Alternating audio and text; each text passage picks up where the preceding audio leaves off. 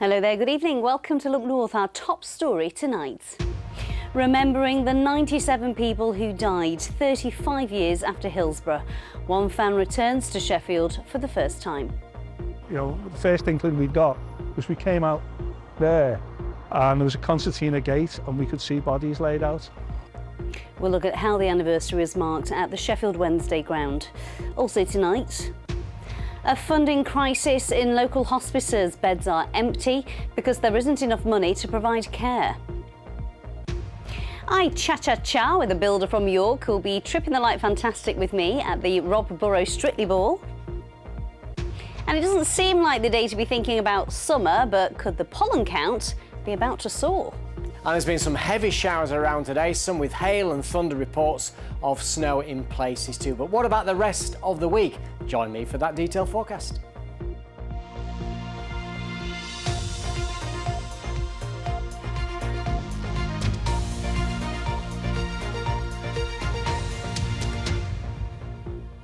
Hello there, hope you had a great weekend. Thank you for joining us on Monday's programme. First tonight, a football supporter who says he escaped the Hillsborough tragedy by the skin of his teeth has returned to the stadium for the first time since the disaster.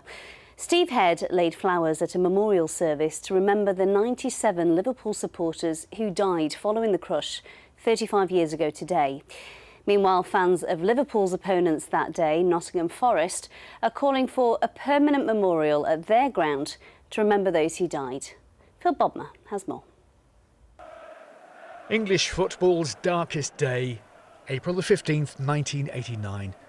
97 people lost their lives and hundreds more were injured in a crash at Sheffield Wednesday's Hillsborough Stadium. For those who were at that fatal FA Cup semi-final, the memories are still vivid. I can picture myself back here 35 years ago, and for such a small area to contain such a tragedy, it's strange. It's hard to put your finger on it. When did you get the first inkling something was wrong? Well, it was my mate. It was weird. I always say he saved my life because he just said, I don't fancy this. But he tried to go out down the front and I had to tell him, there's no way out down there, you've got to come to the back. And his response was, we couldn't do it on air. But how stupid it was that we had to go through this little radio gate. And now the only ways out of that pen was back through the tunnel or sideways through a one-man wide gate. We meet today to remember those who died. In Sheffield today at 3 o'clock, the time of kick-off 35 years ago, a service by the permanent memorial in front of the South Stand. Let us remember before God the living, those who mourn, those who still suffer, those who try to help, the emergency services. The 97 victims' names read out, Sarah Louise Hicks, Victoria Jane Hicks, followed by a minute's silence. On Merseyside, a similar service was held at Liverpool's Anfield ground. In Nottingham, growing calls for a permanent memorial to be created in the East Midlands. I'm aware that there's memorials at Anfield and Hillsborough. I think it's one of those that actually we should reflect on, and if people want to make that idea, to me they should do. It's as much as the fans' decision as the football club's decision. For Steve, the passage of time provides perspective, but survivors also share a sense of guilt. You were hoping against hope that people on stretchers were being saved. As we come in, they're saying, the first inkling we got was we came out there and there was a concertina gate and we could see bodies laid out. Thankfully, we were able to phone home. They say the people of Hillsborough were unbelievable that day. And we got a call home, we managed to go in and use a phone in somebody's back of somebody's shop. We were able to say, we were safe. Hillsborough is Britain's worst sporting disaster. For families who lost loved ones, as well as those who survived, the pain and emotion of what happened here is as raw today as it was 3.5 decades ago. Phil Bodmer, BBC Look North, Sheffield. Yeah, remembering those who lost their lives in the Hillsborough disaster 35 years ago. Next tonight, 3 people remain in hospital after a minibus carrying football fans crashed on Saturday. 17 people had to be taken to hospital following the collision, which saw the minibus roll over on the A1 near Pontefract. Today, players from the South Shields Club have been showing their support by sending video messages to the injured fans. had some quite emotional conversations this morning with people who just feel incredibly lucky that they've got out of that alive. And yeah, we're very, very thankful for that. Over and above that, you know, we'll be keeping in touch with the fans and making sure that they feel that, you know, we're supporting them along the way. And for those fans who are able physically and mentally to come to our last game, which is here on Saturday, then we're going to look to, you know, really make them feel special and do something for them. And wishing them all a speedy recovery.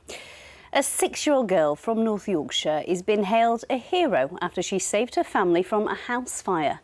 Olivia Patterson was playing outside with a friend when she spotted flames rising from the roof of her home.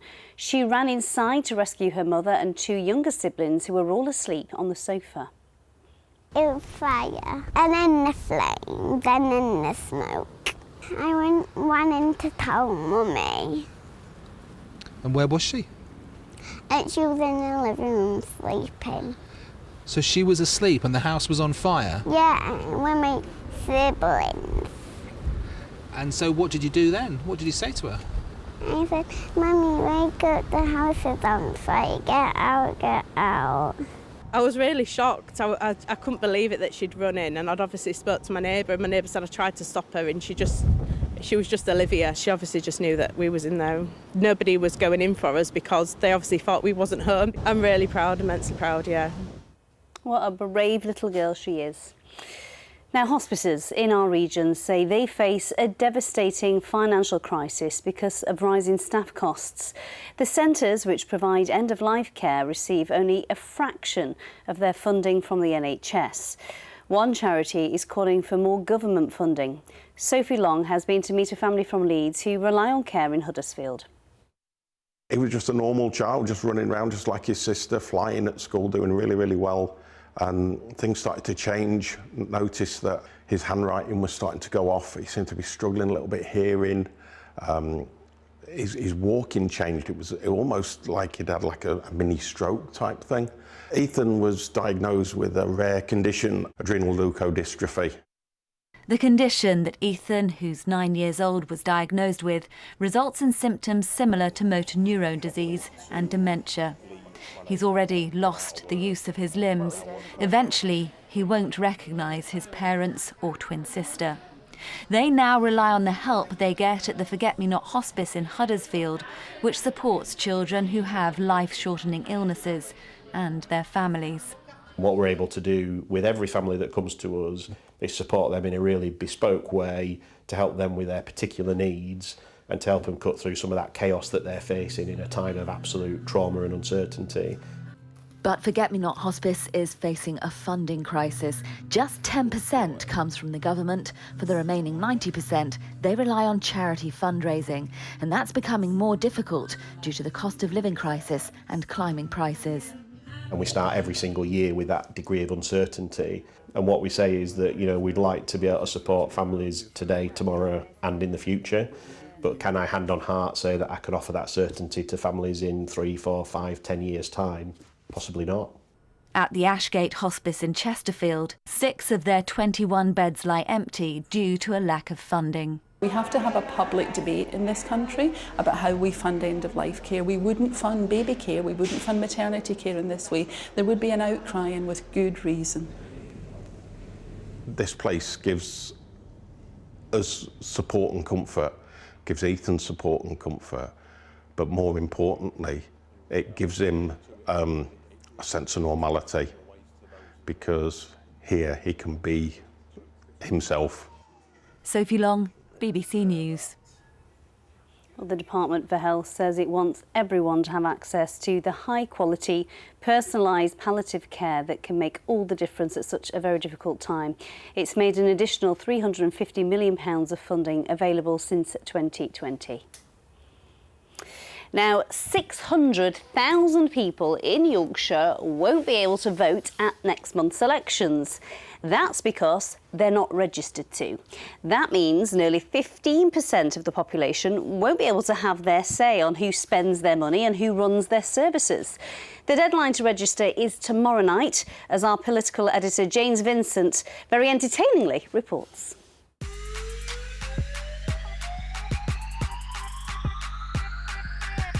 It's easy to forget what the council does, so take a walk with me through town and I'll point stuff out.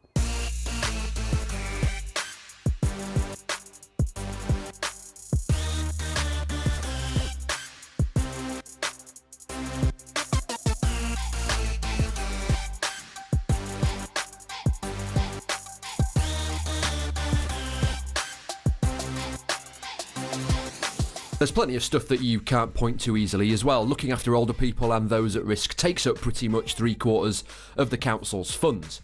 But it's all stuff that affects your life every day. Everyone likes a moan, don't they? But if you're not registered to vote, are you registered to moan? 600,000 people in Yorkshire aren't.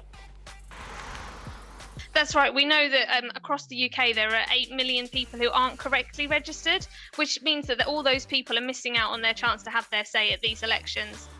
That's councils, but throw elected mayors into the mix and you might have a bit of transport as well.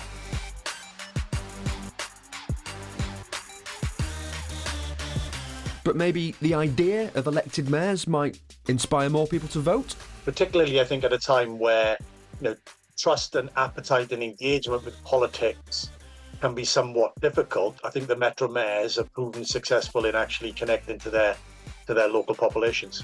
And my final point is towards the BBC website. Stick your postcode in and see what's at stake. You've got just over 24 hours to register to vote. James Vincent, BBC Look North.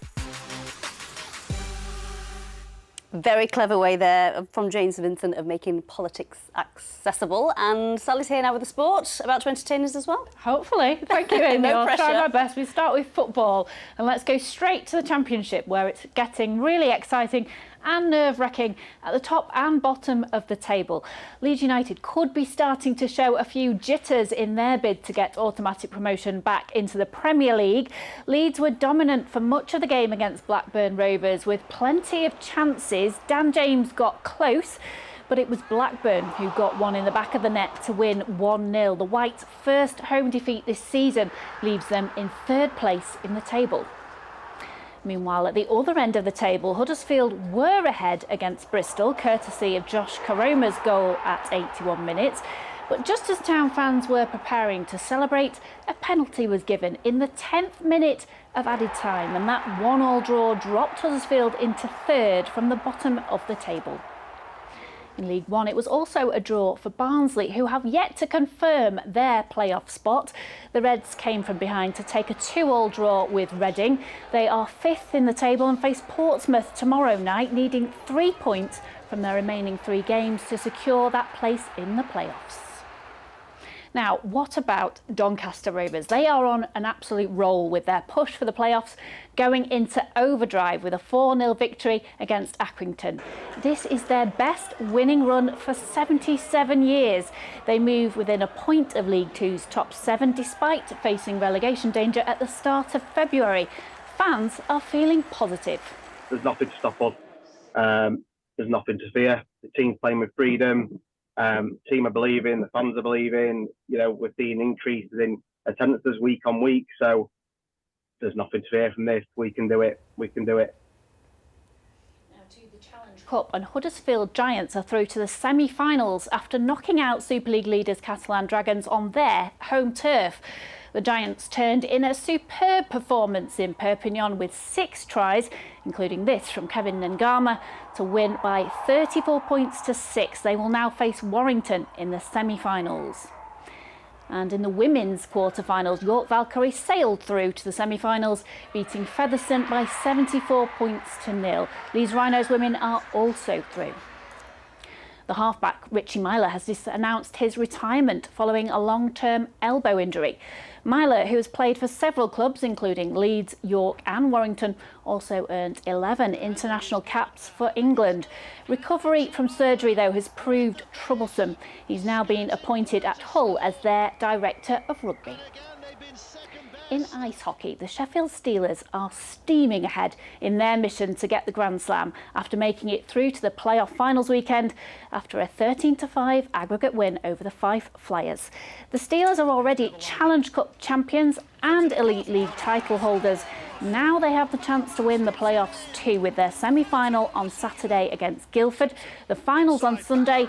The Steelers last won the Grand Slam in 2001. Can't tell you how much I've enjoyed coaching this group, and some of the ups and downs that we've been through. I just think we've stuck together. We play for the guy next to you, and it should be an exciting weekend. Speaking of exciting weekends, in cycling, Yorkshire's Tom Pidcock made a strong finish to the Amstel Gold Race on Sunday to win the prestigious one-day classic for the first time. Pidcock, in red here, timed his final sprint perfectly, finding the space to take the win. Victory in the Netherlands was his first on the road this season. Much more to come probably from him as well, knowing his talent. I'm sure. Sally, thank you very much. Now, happy Vaisakhi to all those who are celebrating. Vaisakhi is one of the most important dates in the Sikh calendar. It celebrates spring, that's the beginning of the farming season, and marks 1699, the year when Sikhism was born as a collective faith. Arzu Dutta has been to a Gurdwara in Bradford to meet worshippers. Each year, on either the 13th or 14th of April, Sikhs mark the beginning of harvest and also the beginning of their faith. To celebrate Vaisakhi, Sikhs will visit places of worship called Gurdwaras, attend a kirtan where hymns are sung from the Guru Granth Sahib, the holy book. So we have our holy scripture, which is the Guru Granth Sahib, on this bed. Yeah, we believe that the Guru Granth Sahib is a living Guru. We give all the respect to our holy scriptures as we would to any living person.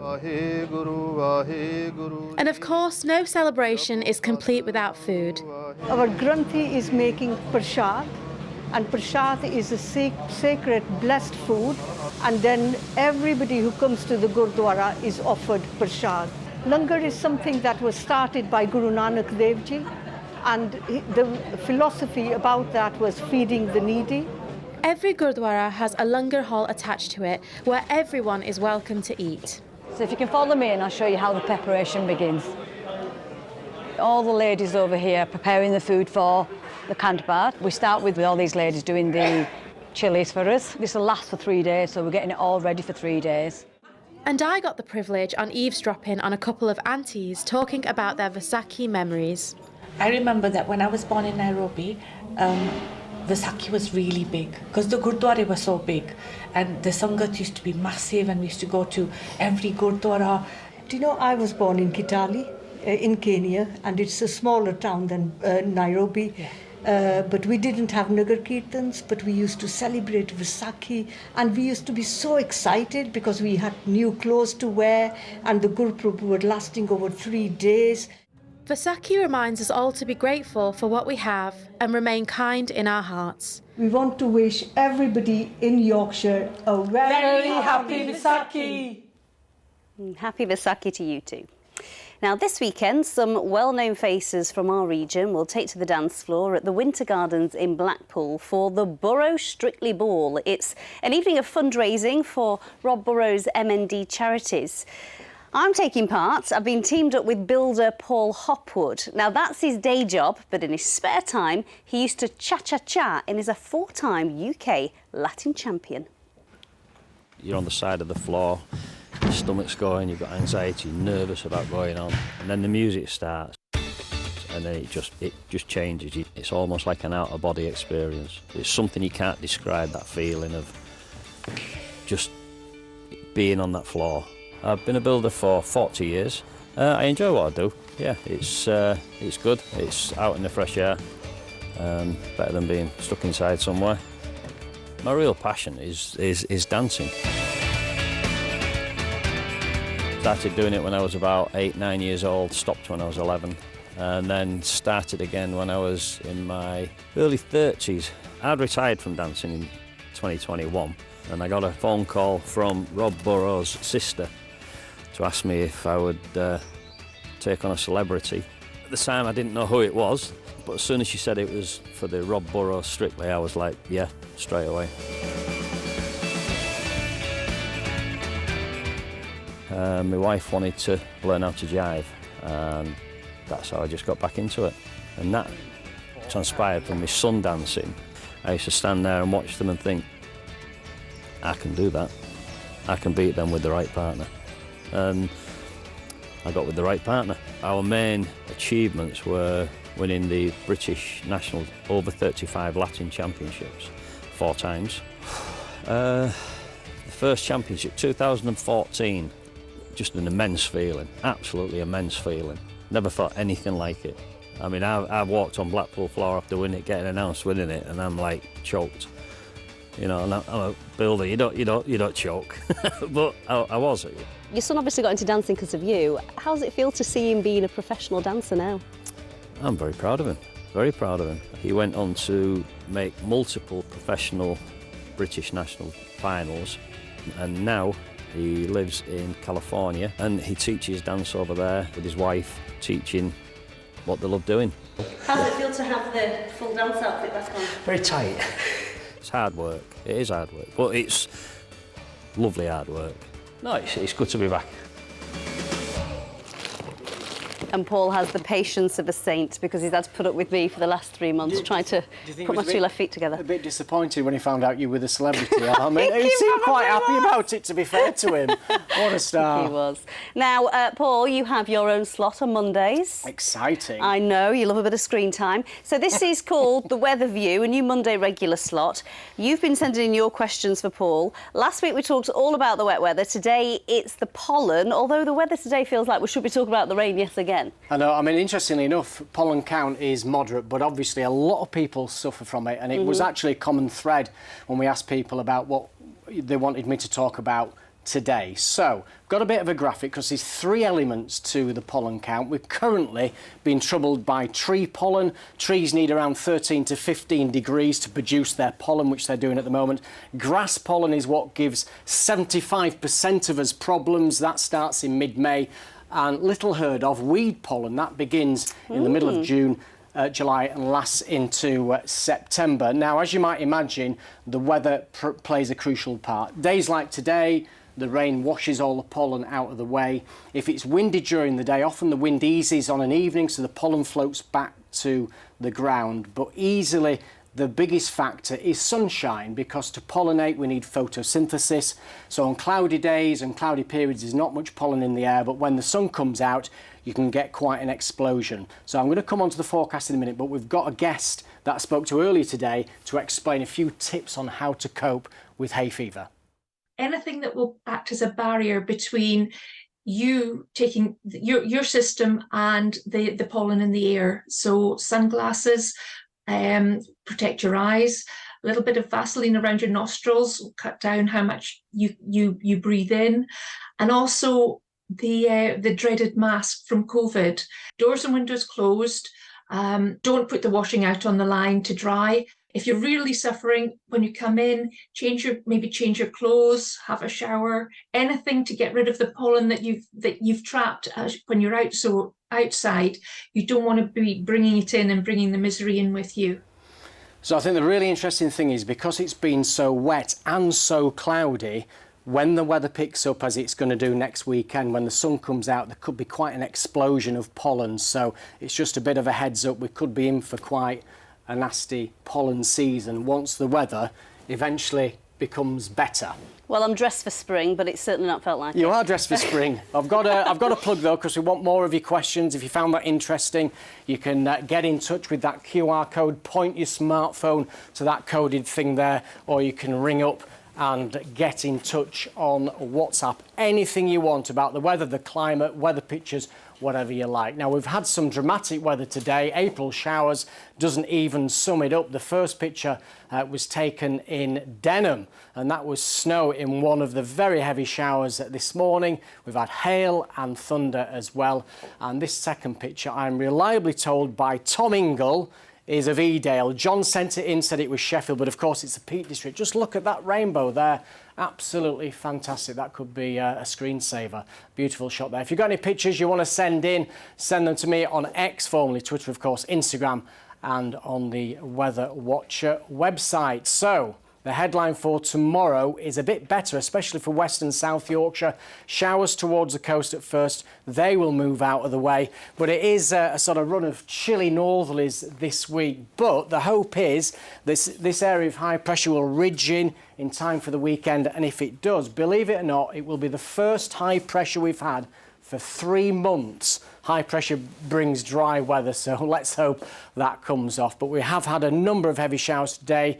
Keighley's recorded 16 millimetres of rain today in those heavy downpours, and there are more showers to come through this evening and overnight. But eventually the wind switches round to the north. Showers become focused towards coastal areas. Elsewhere it becomes dry, and we'll see temperatures around 5 or 6 degrees. Tomorrow's high water times then in Scarborough 10:52, Bridlington at 11:10. So heavy showers along the coast, soon moving out of the way. Elsewhere it's a lovely start, and dare I say it, apart from an isolated shower, much of the region will have a dry day with some sunshine. As I say, 1 or 2 Pennine showers maybe later, but some sunshine. Still a bit chilly. There's going to be a strong northerly wind, highs of 11 or 12 degrees. Those showers tomorrow evening fizzling out. It becomes fine with some sunshine. Wednesday, a sunny start, showers later.